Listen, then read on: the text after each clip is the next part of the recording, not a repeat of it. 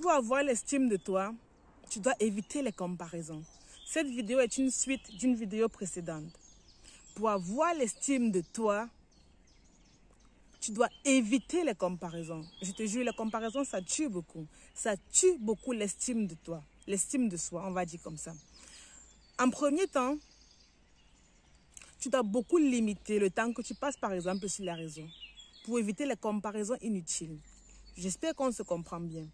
Tu es bien d'accord avec moi qu'à chaque fois, ou bien généralement, lorsque tu vas sur les réseaux et que tu vois par exemple qu'une famille mène une vie que toi tu rêves, la vie à laquelle tu aspires, tu envies cette personne, ou bien tu envies cette famille-là.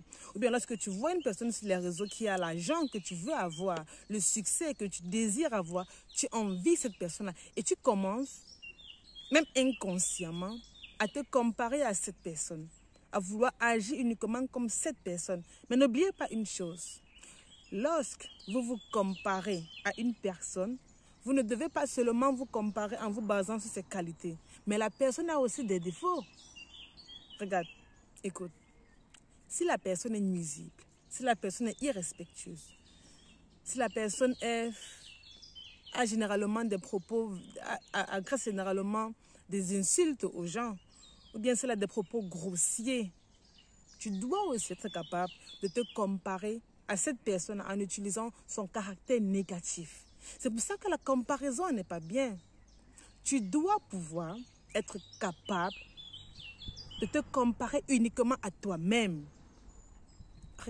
Chaque personne a son étoile, chaque personne a sa vie sur terre. Les objectifs, les difficultés que les autres ont, ce n'est pas forcément ce que toi tu traverses dans ta vie. Alors tu ne peux pas t'attendre à vouloir avoir exactement la même chose que l'autre a en te comparant à elle.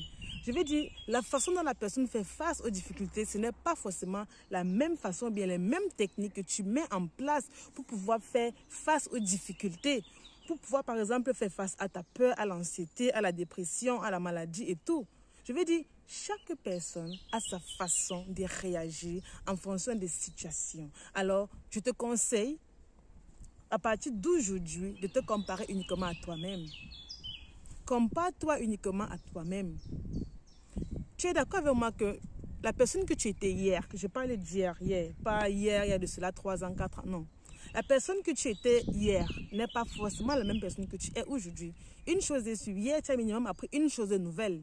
Que ce soit consciemment ou inconsciemment, tu as minimum appris une chose de nouvelle. Tu as appris une chose de nouvelle parce que chaque jour, n'oubliez pas, hein, chaque jour est une vie. Donc, tu as forcément appris quelque chose de nouveau hier. Alors, tu es d'accord avec moi que la personne que tu étais hier n'est pas la même personne que tu es aujourd'hui. Et ce qui veut dire que tu dois plutôt te comparer à toi-même. Apprécier le progrès que tu fais au quotidien. Apprécier ta façon d'évoluer, de devenir une belle personne, une nouvelle personne. Apprécier ta façon de faire face aux difficultés, ta façon d'appréhender la vie. Tu dois être capable de le faire si tu veux augmenter ton estime de toi. Parce qu'à chaque fois que tu te compares aux autres et tu te rends compte que oh, je n'ai pas le bonheur qu'il a, je n'ai pas la joie qu'il a, je n'ai pas cet humour qu'il a, ça te dévalorise. Automatiquement, tu te sens dévalorisé. Donc, évite de te comparer aux autres. Et tu dois te rappeler d'une seule chose. Chaque personne a un parcours unique. Et ce parcours-là est incomparable. Chaque personne a un parcours unique et ce parcours est incomparable. Parce que si tu passes ton temps à te comparer à l'autre, je te jure, tu ne seras jamais toi. Bon, comment est-ce que tu veux faire pour booster ton estime de toi alors que tu n'es jamais toi? En fait, tu es d'accord avec moi que ce n'est pas possible. Au-delà de ça, je t'encourage à lire des livres, peut-être des articles qui parlent de l'acceptation de soi. J'ai déjà tourné tellement de vidéos sur l'acceptation de soi et j'ai aussi déjà fait tellement de lives là-dessus. Donc, n'hésitez pas à aller vous documenter là-dessus. L'acceptation de soi. Pour pouvoir avoir l'estime de soi, il faut avoir l'acceptation de soi. Tu dois pouvoir t'accepter. Je te jure, en fait, on s'en fout si tu es handicapé. On s'en fout si tu as des problèmes cérébraux. On s'en fout si tu es malade.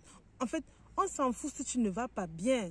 Je veux dire, ce n'est pas ça le plus important. Le plus important, c'est ta personne. C'est ta personne qu'on apprécie. C'est ta personne qu'on aime. Je veux dire, tout le monde dans sa vie, en fait, je ne suis pas en train de banaliser les difficultés que vous rencontrez dans la vie. Non, tout au contraire. Ce que je veux vous faire comprendre, c'est que toute personne traverse des épreuves difficiles et c'est vraiment très difficile de comparer sa situation à la situation d'une autre personne. Donc, moi, lorsque par exemple, je vois une personne, je m'en fous si la personne est handicapée, je m'en fous si la personne a des problèmes neurologiques ou bien si la personne a des bras coupés. Je m'en fous de ça. Ce qui m'intéresse, c'est la personne en elle-même. Comment la personne est capable de réfléchir, de réagir, de penser, de s'occuper.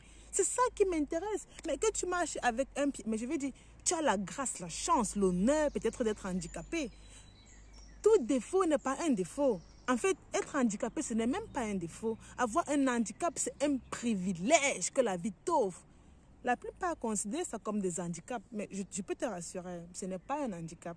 Une chose est sûre, tu vis des expériences que les autres ne vivent pas. Tu peux imaginer à quel point cela est puissant. C'est tellement puissant.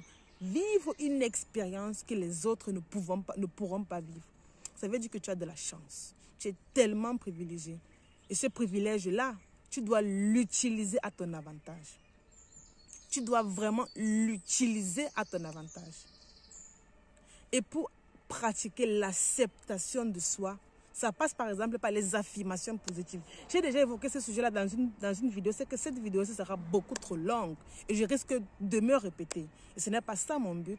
Mon but, c'est de vous apporter de la valeur, rentabiliser votre temps qui est si précieux. Donc, quitte à me répéter plusieurs fois, je vous invite à aller regarder cette vidéo-là. L'acceptation de soi. Je ne sais plus trop comment elle est intitulée, mais à coup sûr, vous allez la trouver.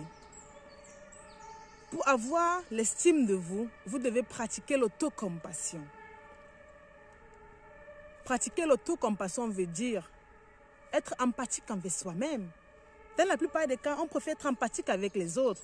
Lorsque les autres ne vont pas bien, on a le courage là, de leur dire à quel point ils sont magnifiques, ils sont extraordinaires, que même si pour le moment ça ne va pas dans leur vie, ils ont tellement eu l'opportunité de traverser des périodes qui étaient beaucoup plus difficiles que ça. En fait, on les encourage, on les motive à se relever, à aller de l'avant.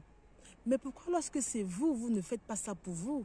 Pourquoi est-ce que vous préférez à chaque fois vous délaisser lorsqu'il s'agit de vous, mais lorsqu'il s'agit des autres, vous êtes tellement là pour eux? Comment est-ce que vous voulez booster votre estime de vous en agissant de la sorte? Ça ne fonctionne pas comme ça. De la même façon que tu accordes de ton temps, de ton énergie, de la même façon que tu motives l'autre lorsqu'il ne va pas bien, tu dois faire de la même façon, tu dois opérer, agir de la même façon pour toi. Et à partir du moment où tu seras capable de t'accorder aussi cette affection-là, de comprendre que aussi, ok, je n'ai pas forcément besoin d'être aussi dur envers moi, je n'ai pas forcément de penser que non, les autres méritent l'attention et moi pas. Non, regarde, ce n'est pas forcément les autres qui vont venir te prouver à quel point tu es gentil. Ce n'est pas forcément les autres qui vont venir te prouver à quel point tu es une personne formidable.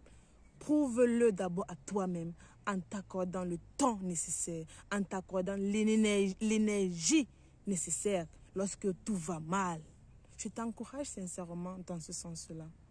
Parce que automatiquement, à coup sûr, ça va t'aider. Ça va vraiment t'aider. Au-delà de ça, tu dois régulièrement prendre des pauses. Des pauses pour te ressourcer. Non seulement mentalement, mais aussi émotionnellement. Combien de fois est-ce que lorsque vous avez causé avec vos amis, les gens qui vous entourent, à chaque fois qu'ils vous ont fait comprendre que actuellement ils ne vont pas bien et tout, ils ont l'impression d'être submergés, qu'est-ce que vous les avez conseillé? De prendre une petite pause, non? De voyager, de faire autre chose, de se concentrer sur toute autre chose. Pourquoi, lorsqu'il s'agit de vous, vous-même, vous ne faites pas ça dans votre vie? Pourquoi est-ce que vous avez toujours besoin de prouver à l'autre que vous êtes tellement là pour lui, alors que dans votre vie, vous ne faites pas ça pour vous? On ne donne que ce que l'on a. On ne donne que ce que l'on a. Si déjà dans ta propre vie, tu n'es pas capable de t'apporter autant d'affection, je ne suis pas très sûre que l'affection que tu apportes à l'autre est vraiment très valable. Ce n'est pas vraiment très valable. Je doute. On ne donne que ce que l'on a. Donc, prends vraiment soin de toi. N'attends pas que ce soit les autres qui viennent éprouver de l'empathie pour toi dans ta vie. Je t'en prie de grâce. Commence d'abord toi-même à éprouver de l'empathie pour toi. Et une fois que les autres constateront que waouh, elle s'accorde assez de temps, elle prend vraiment soin d'elle, de son bien-être mental, de son bien-être émotionnel, alors c'est à ce moment-là que les autres vous remarqueront ta valeur. C'est à ce moment-là que les autres viendront aussi éprouver de l'empathie pour vous, viendront aussi vous conseiller, vous donner des conseils, vous aider, vous booster à avancer, à atteindre vos objectifs, à avoir l'estime de vous. C'est uniquement à ce moment-là. Donc de grâce. Ne pensez pas toujours à faire l'inverse. Mais la première chose, c'est d'abord vous, après les autres. C'est un principe qui est très important. Très, très important. Donc, vous devez vous traiter avec la même gentillesse que vous offrez à un ami proche. Vous voyez à quel point vous êtes souvent excessivement gentil lorsqu'il s'agit des autres, non? Voilà. C'est la même façon. Vous devez agir exactement de la même façon lorsqu'il s'agit de vous. Je dis, en fait, je ne suis pas en train de vous encourager à ne plus être excessivement gentil. Bien au contraire, je suis juste en train de vous dire qu'avant d'être excessivement gentil avec les autres, vous devez d'abord commencer à être excessivement gentil avec vous-même. Juste vous-même, pas forcément les autres. Et à partir de ce moment-là, vous verrez une grande différence. La différence sera tellement grande. Tellement. Au-delà de ça aussi, vous pouvez par exemple écouter des podcasts, des vidéos, ou bien lire des livres. En tout cas, j'ai développé ça dans une autre vidéo. Comment s'intéresser à la lecture. Vous voyez, j'ai vraiment développé ça dans une autre vidéo parce que certaines personnes n'aiment pas la lecture, pas parce que, je sais pas parce qu'elles n'aiment pas lire, c'est parce que tellement elles ont entendu des gens dire que la lecture c'est trop ennuyeux. La lecture, je te jure, la lecture est tellement ennuyeux. C'est pas mieux, tu écoutes une vidéo. En plus, quand tu écoutes une vidéo, ça va beaucoup plus vite que lorsque tu lis. Mais vous oubliez une seule chose. Ceux qui font les vidéos là, ils s'inspirent des livres. Ils s'inspirent des livres. Et la bonne nouvelle, c'est quoi? C'est que lorsque tu lis un livre, je veux dire, tu es immergé parce que dans un livre, il y a tellement d'exemples qui sont pris. Alors que lorsque une personne va par exemple venir se placer devant la caméra et parler, il va essayer de donner une idée générale de comment par exemple éviter d'être excessivement gentil. Alors que dans les livres, on te détaille les choses. En fait, on décortique les choses comme ça. C'est pour ça que vous voyez, les livres là sont souvent gros comme ça. Ce n'est pas pour rien.